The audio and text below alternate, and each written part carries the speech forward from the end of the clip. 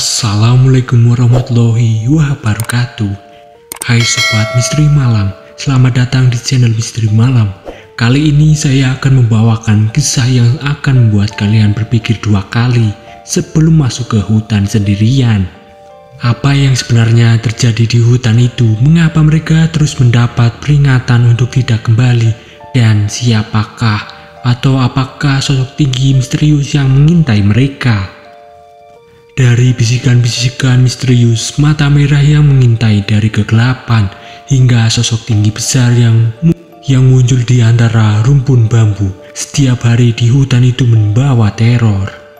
Tapi pertanyaannya terbesarnya adalah apakah mereka akan selamat untuk menceritakan kisah ini? Simak cerita lengkapnya dan ikuti perjalanan mendebarkan Rama dan Kiat dalam menghadapi misteri hutan ubi ini. Apakah mereka akan mengungkap rahasia di balik kejadian-kejadian aneh itu, atau justru menjadi korban berikutnya? Jangan lupa untuk like, comment, and subscribe, dan nyalakan juga lonceng notifikasinya agar tidak ketinggalan cerita-cerita misterius lainnya. Semoga kita diberikan kesehatan, rezeki, dan perlindungan. Amin. Pagi itu, saat matahari baru saja mengintip di ufuk timur, Rama bersiap-siap untuk memanen ubi di hutan. Jam yang menunjukkan pukul 6.30 pagi ketika ia menyiapkan peralatan yang diperlukan, cangkul, karung, dan beberapa botol air minum dan botol air bensin. Udara masih terasa sejuk dan embun pagi masih menyelimuti dedaunan. Tepat pukul 7 pagi, Rama mendengar suara motor berhenti di depan rumahnya. Itu pasti Kiat, temannya yang sudah berjanji akan menemaninya ke hutan. Mereka berdua menaiki motor dengan Kiat yang menyetir dan Rama membonceng sambil membawa peralatan yang diperlukan. Perjalanan hutan ini memakan waktu sekitar 30 menit. Mereka melewati jalan desa yang masih sepi, kemudian masuk ke jalan setapak yang dipenuhi bebatuan dan akar pohon yang menyembul. Motor mereka bergoyang-goyang melewati medan yang tak rata. Semakin dekat dengan hutan, suasana semakin sunyi. Pohon-pohon besar mulai bermunculan di kiri dan di kanan jalan. Dedaunannya begitu lebat hingga menghalangi cahaya matahari. Rumpun-rumpun bambu berdesir lembut bertiup angin, menciptakan suara yang entah mengapa terasa mencekam. Akhirnya mereka tiba di tepi hutan. Rama dan Kiat turun dari motor, meregangkan badan sebelum memulai perjalanan masuk ke dalam hutan. Suasana di dalam hutan jauh lebih gelap dan lembab. Pohon-pohon menjulang tinggi, batang-batangnya yang besar seolah menjadi pilar-pilar alam yang kokoh. Mereka berjalan dengan hati-hati, mengamati tanah, mencari tanda-tanda keberadaan ubi. Sesekali terdengar suara ranting patah di kejauhan atau kicauan burung yang tidak dikenal, membuat bulu kuduk mereka sedikit meremang. Hutan ini memang terkenal angker, dan kesunyian yang mencekam semakin memperkuat kesan tersebut. Matahari pun sudah tepat di atas kepala kami saat kami selesai memanen ubi. Tangan di punggung saya terasa pegal, tapi puas melihat 2 karung penuh ubi telah rambat. Hasil jerih payah kami. Aroma tanah yang terbongkar masih melekat di hidung saya. Kita sudah jam 12, ayo kita pulang. Saya berteriak pada teman saya yang sedang mengikat karung terakhir. Kami berjalan kembali ke arah motor, melewati jalanan setapak yang sama. Pepohonan besar masih berdiri kokoh, seolah mengawasi setiap langkah kami. Rasa lega mulai muncul, membayangkan istirahat di gubuk dan mungkin memasak beberapa ubi untuk makan siang. Setibanya di motor saya menyadari sesuatu yang gawat. Astaga, botol air minum dan bensin ketinggalan. Pasti di bawah pohon besar tadi. Saya berseru panik. Kiat menghela nafas. Cepatlah ambil Rama, Aku tunggu di sini saja. Dengan enggan saya berbalik arah, jantung saya mulai berdebar kencang saat mendekati pohon besar itu. Entah mengapa, suasana hutan terasa berbeda, lebih sunyi, lebih mencekam. Saya melihat botol-botol itu tergeletak di tanah, tepat di bawah akar pohon yang menyembul saat mengungkuk. Untuk mengambilnya, tiba-tiba saya mendengarnya. Sebuah bisikan sangat dekat di telinga saya. Pulang. Bulu kuduk saya berdiri. Suara itu terdengar serak seperti daun kering yang bergesekan, tapi jelas mengucapkan nama saya. Saya membeku, tidak berani bergerak. Rama, jangan kembali ke sini. Cepat pulang. Kali ini bisikannya itu lebih jelas. Lutut saya gemetar, keringat dingin membasahi dahi saya. Saya ingin lari, tapi tubuh saya seolah terpaku di tempat. Suara giat yang berteriak dari kejauhan akhirnya memecahkan keterpakuan saya. Tanpa pikir panjang, saya menyambar botol-botol itu dan berlari sekencang-kencangnya. Tidak peduli ranting-ranting yang menggores kulit saya. Sesampainya di tempat giat, saya terengah-engah. Wajah saya pucat karena giat langsung bertanya dengan cemas, "Ada apa, Rama? Kau seperti habis melihat hantu saja." "Enggak," saya menggeleng. "Masih terlalu takut untuk bercerita. Ayo, kita pulang saja," ujar saya berbata-bata. Sepanjang perjalanan pulang ini, bisikan itu terus tergiang di telinga saya. Apa maksudnya? Mengapa ia memperingatkan saya untuk tidak kembali?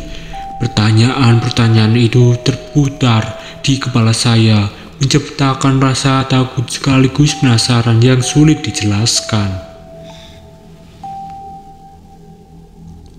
2 hari berlalu sejak kejadian aneh di hutan itu. Saya masih merasa gelisah, tapi kebetulan ekonomi memaksa kami untuk kembali memanen ubi. Hari kedua berlalu tanpa insiden, membuat saya sedikit lebih tenang. Namun, hari ketiga ini terasa berbeda. Entah mengapa, giat mengusulkan untuk berangkat lebih sore. "Rama, bagaimana kalau kita ke hutan siang ini saja?" Pukul 2 sore kami berangkat. Suasana hutan terasa lebih mencekam di sore hari. Bayangan-bayangan pohon semakin menciptakan bentuk-bentuk aneh di tanah.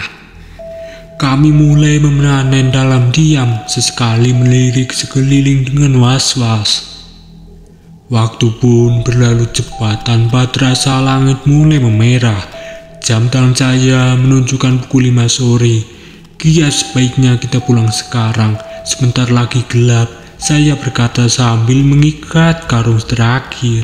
Tiba-tiba Giat mencengkram lengan saya. "Rama," suaranya bergetar. "Lihat itu." Saya mengikuti arah pandangannya ke pojok ladang, tempat di mana rumput bambu tumbuh lebat. Jantung saya seolah berhenti berdetak.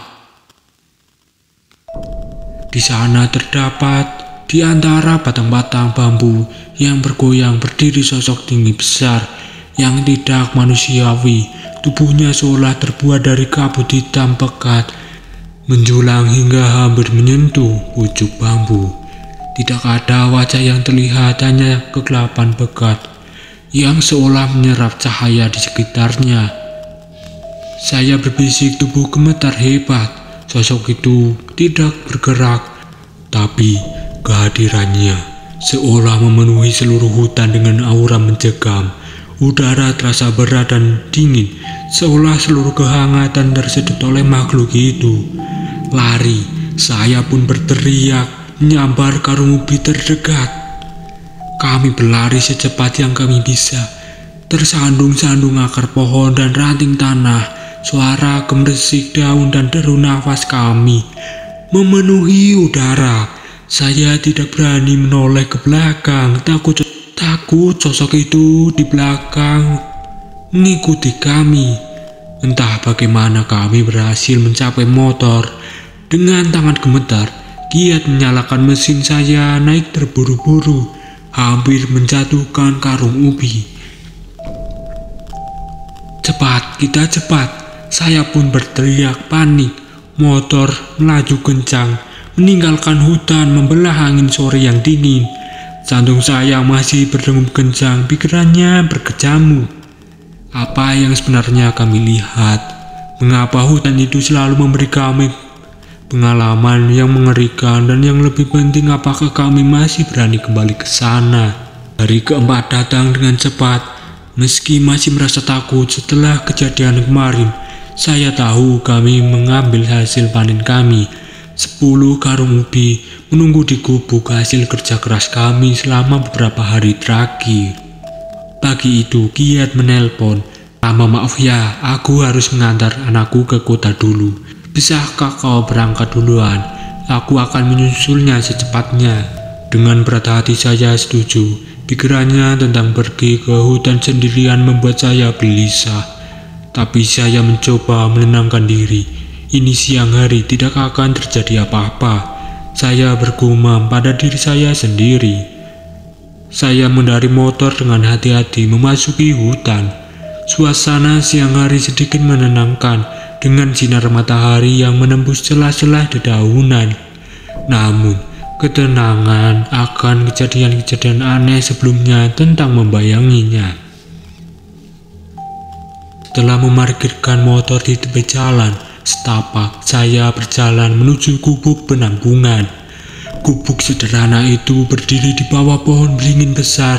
Daun-daunnya yang lebat menciptakan bayangan gelap di sekitarnya. Saat saya mendekati gubuk, langkah saya melambat. Ada sesuatu yang aneh, udara terasa lebih dingin, dan suara-suara seolah menghilang. Hanya ada kesunyian yang mencekam. Tiba-tiba saya mendengarnya, suara bisikan sama seperti yang saya dengar di bawah pohon besar tempo hari. Hina. Saya membungkuk, suara itu terdengar dari arah gubuk. Jantung saya berdebar kencang, keringat dingin mulai membasahi dahi. Pergi dari sini. Bisikan itu semakin jelas. Saya mundur perlahan, mata terpaku pada pintu gubuk yang setengah terbuka. Tiba-tiba pintu gubuk terbuka lebar dengan suara keras.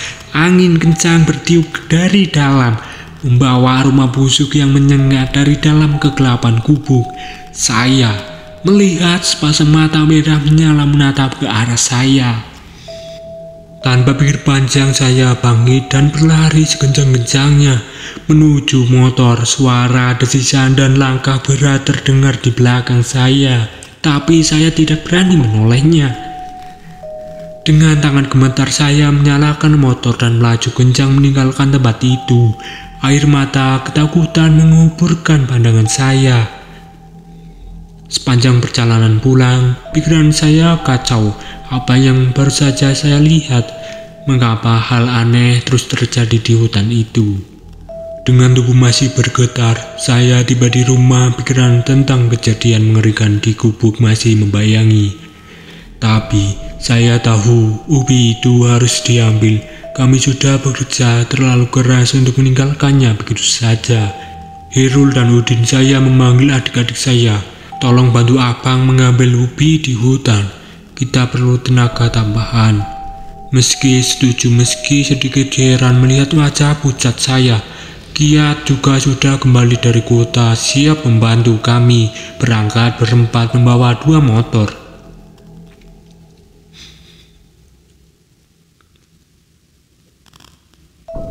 Setibanya di hutan, suasana terasa lebih aman dengan kehadiran lebih banyak orang.